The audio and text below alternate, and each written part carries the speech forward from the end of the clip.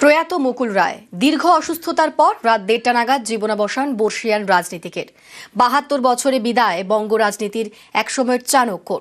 বাইপাসের ধারে বেসরকারি হাসপাতালের বাইরে ভিড় জমান অনুগামীরা, শোক রাজনৈতিক মহলের। আজ বিধানসভায় নিয়ে যাওয়া হয় তাঁর দেহ। বিধানসভায় মুকুল রায়কে শেষ শ্রদ্ধা জ্ঞাপন করেন বিধায়করা। রাজ্য থেকে কেন্দ্র মুকুল প্রয়াণে থামল কর্মকর্তাদের রাজনৈতিক পথ চলা। 98 তৃণমূলের জন্মলগ্ন থেকেই সাংগঠনিক দায়িত্বে, পালাবদলের লড়াই থেকে কেন্দ্রীয় মন্ত্রিত্ব সামলেছেন সব। 17 বিজেপিতে যোগ দিয়ে 21 প্রত্যাবর্তন।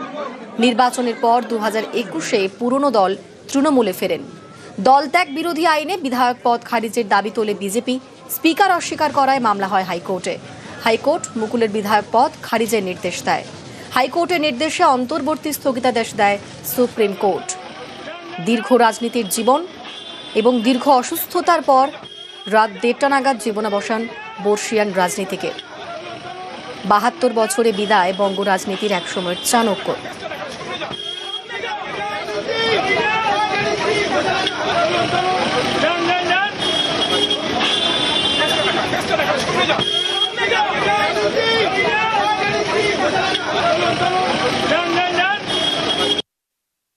মুকুল রায়ের প্রয়াণে শোক প্রকাশ মুখ্যমন্ত্রী মমতা বন্দ্যোপাধ্যায়ের। শোক প্রকাশ করেছেন প্রধানমন্ত্রী নরেন্দ্র মোদীও। মুকুল রায়ের প্রয়াণে শোক প্রকাশ করেছেন মুখ্যমন্ত্রী মমতা বন্দ্যোপাধ্যায়। নিজের সোশ্যাল হ্যান্ডেলে শোক প্রকাশ করেছেন মুখ্যমন্ত্রী। শোক প্রকাশ করেছেন প্রধানমন্ত্রী নরেন্দ্র মোদী। নিজের সোশ্যাল হ্যান্ডেলে বাংলাতে লিখে শোক প্রকাশ করেছেন প্রধানমন্ত্রী নরেন্দ্র মোদী।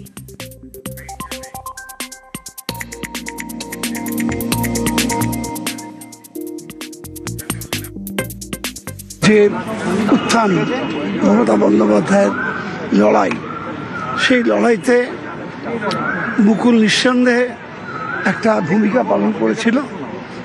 আমরা সবাই একসঙ্গেই ছিলাম। মমতা বন্দ্যোপাধ্যায় দিল্লিতে দল তৈরি হচ্ছে। মমতা আমাদের কাছে জিজ্ঞেস করছিল যে কি হবে।